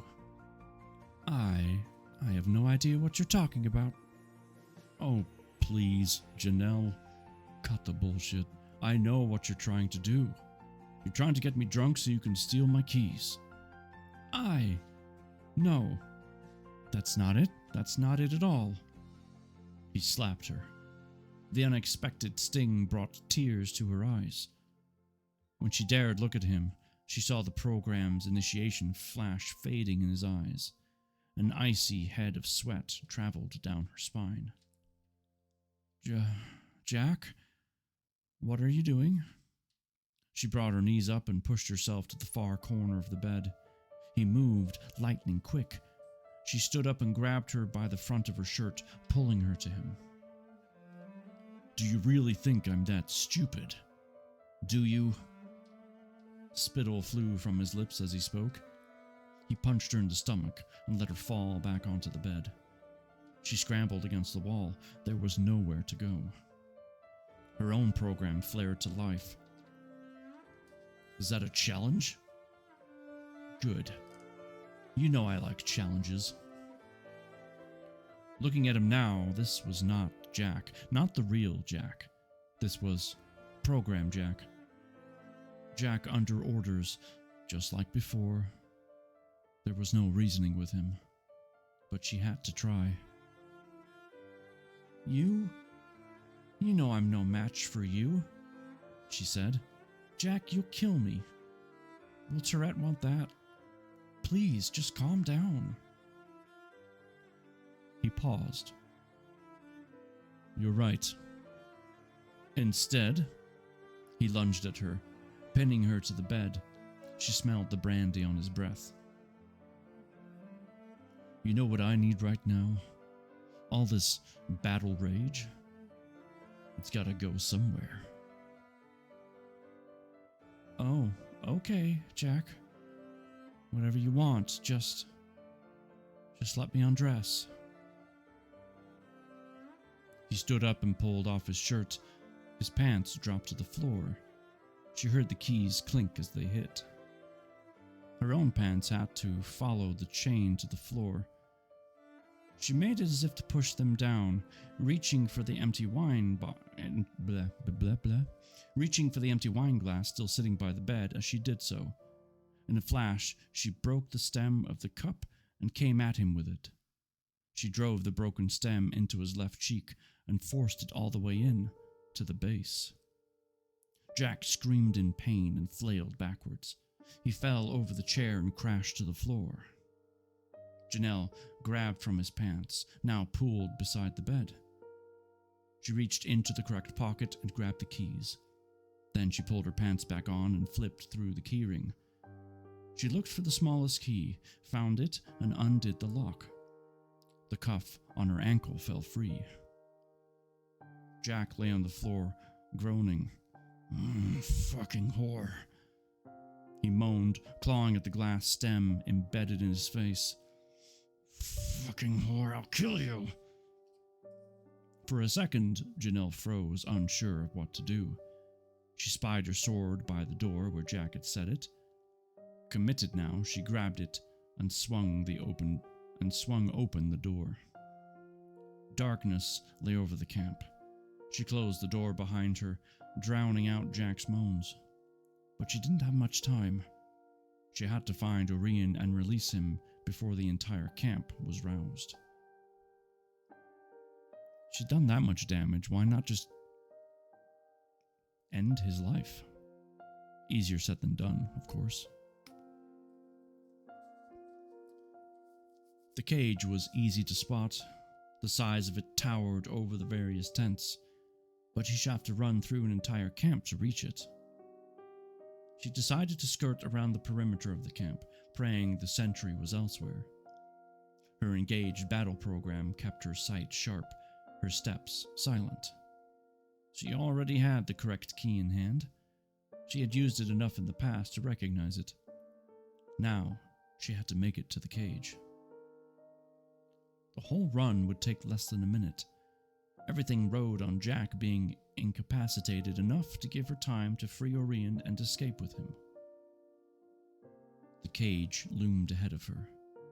Faint moonlight shined through its tall, rusty iron bars. Slumped against the back, Janelle recognized Orion. He appeared to be asleep. When she inserted the key in the lock and turned it, he looked her way. "I'm not hungry, you bastard," he said. There was something wrong with the way he spoke, like through gritted teeth, like it pained him to speak. "Go away." Orion, she whisper yelled to him. It's me, Janelle. "What the fuck do you want? I said go away." Come on. I'm here to rescue you. We don't have much time. An incoherent shout rang out across the camp. Shit! Come on, old man, before they catch us. "I ain't coming with you, you murdering bitch." She stepped into the cage. Her program flashed. I'm trying to rescue you, you stupid old man. Get the fuck up and let's go. She still whispered, but her words seemed to drive home. Fine, but I ain't coming with you. You can go your own way. I'll go mine. Fine. After we are safely away. Now come on. The camp was rousing now. They'd been on them in seconds. Their only hope was to take to the trees. And once again, she thanked the knoll that 2/3 of Bravia was covered in trees. She grabbed Orion's arm and helped him jump from the cage. As they ran for the trees, she pulled her necklace from the shirt. Jack had never questioned it. Never even looked at it. With Orion in tow, she spoke the words. They started floating to the treetops. At this point, Orion appeared disoriented and tried to pull away. Don't let go, she warned, or you'll fall. Follow my lead, and for heaven's sake, don't look down. He did as she said, and they jumped from tree to tree. Beneath them, the trusty soldiers ran toward the cage and into the forest. Janelle passed by the camp, heading toward Waterton, though she had no plans to stop there. As she rushed past the camp, she glanced down in time to see Jack stumble from the wagon. He hit the ground hard. A couple of soldiers rushed toward him. She thought they were going to help him up. Instead, one of them aimed a handgun at his back and fired a single shot. The soldiers took off into the forest. Janelle traveled a short distance and stopped. She couldn't go any further. She couldn't leave Jack behind. No one was around. She suspected they weren't looking for her. "Why'd you stop for?" Orion asked, anxious. We have to go back. "What? No way, I ain't been captured again." Janelle looked at Orion. Really looked at him for the first time since rescuing him. Oh, gods. What did they do to you? "Nothing." He hid his face, but not before she saw the bruises and swollen lumps. No wonder he talked funny. "Now let's go." I can't leave Jack. "They shot him, Janelle. You saw it. I saw it too. The bastard's as good as dead. Now let's go." He tried to pull his arm away, but she held it fast. No, she said. Jack doesn't die that easily. We have to help him. "Have you lost your mother wit, girlie? He works for Trustee. He'll kill us both if we go back." Orion was right. She was being foolish, but she refused to turn her back on Jack. Something compelled her to do this. She didn't understand it, But something, some force would not let her leave without him. The program? The Enlightenment, even? Orion stared at Janelle. Then he shook his head and sighed. Oh, goddamn love. In her hand, the scale gave off a The scale gave off a soft glow.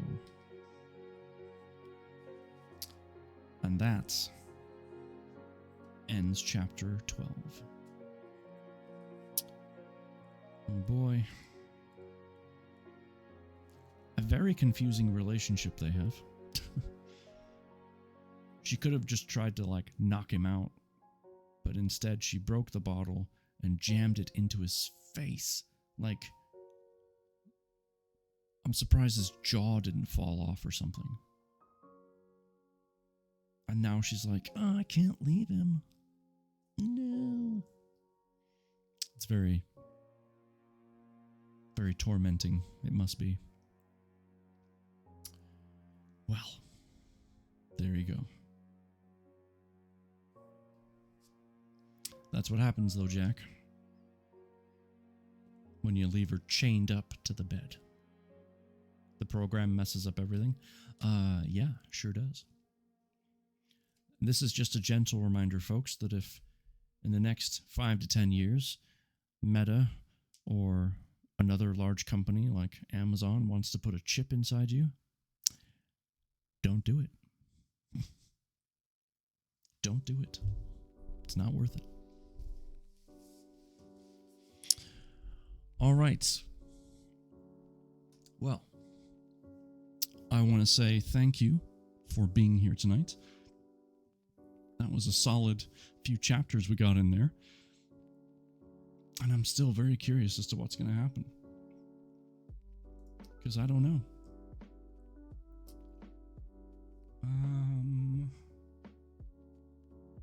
Let's see. There's a few people online right now. Lots more to come. I'm excited. I'm sorry that Kay had to leave. I know exactly why Kay had to leave. She's been a victim herself, and sometimes moments like those, even though they may be brief, can sometimes bring back unwanted memories, so I totally get it. Thankfully, they weren't too harsh, and I knew they were coming, so I was okay with reading them, because we had already talked about it. But for anyone else listening, please know that I always try my best to decipher if there are any scenes that are going to be explained that might be too much, so that I can either not read the book or just try and skip those portions. But if I remember correctly, Jennifer, that was the one and only time that kind of scenario happens, if I'm correct. And it wasn't too bad. Of course, that's my determination. Everyone has their own individual determination of how bad it is or is not. But I'm pretty sure that was the only one. So, thank you so much for reading. Really enjoying the book. Thanks, newbie. I'm enjoying it too. I just have to keep track of the character voices.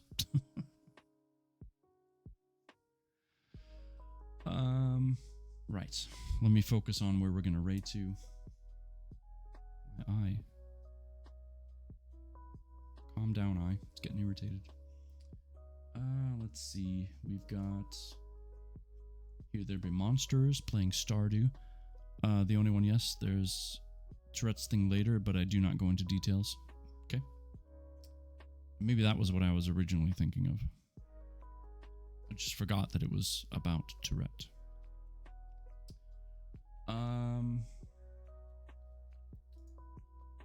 Yeah, let's go raid Here There Be Monsters. They've raided us a couple times, and they're playing a very chill game, Stardew Valley. So let's go say hello to them. Make sure I typed that in correctly. All right. Thank you all again for hanging out. I appreciate you. I'll be loading this video up to YouTube, and of course, it'll be a VOD later on as well.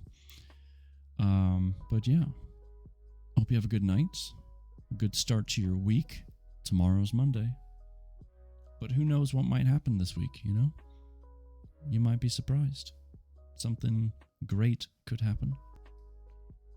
Just got to be open to it. As I always like to say, please take care of yourselves, take care of each other, and have a great night.